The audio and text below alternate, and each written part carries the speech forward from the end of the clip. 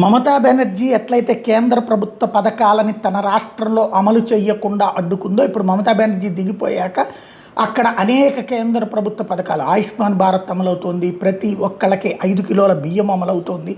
అట్లాగే కేంద్ర ప్రభుత్వం వేల కోట్ల రూపాయలు కుమ్మరిస్తోంది, అది జరుగుతోంది. ఇంకోటి అక్కడ అనేక పథకాలని నడుపుతున్నారు. ఇప్పుడు అక్కడ ఉపాధి హామీ ఇవన్నీ కూడా. ఇప్పుడు తమిళనాడులో ఇంతవరకు స్టాలిన్ ప్రభుత్వం ఏదైతే విబి గ్రామ్ రాక్ట్ అనే ఏదైతే రామ్ యాక్ట్ అని చెప్పి తీసుకొచ్చిందో దాన్ని ఇంతవరకు స్టాలిన్ ప్రభుత్వం అడ్డుకుంది.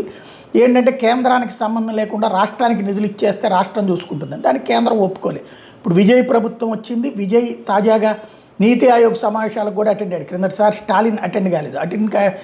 నీతి ఆయోగ్ అటెండ్ కానీ స్టాలిన్ ఓడిపోయాడు, మమతా బెనర్జీ ఓడిపోయింది. ఇప్పుడు విజయ్ అయితే వచ్చాడు. తాజాగా విజయ్ ప్రభుత్వం అయితే 100% సెంట్రల్లీ ఫండెడ్ అయినటువంటి ఈ ఉపాధి హామీ పథకం అమలుకి ముందుకొచ్చారు.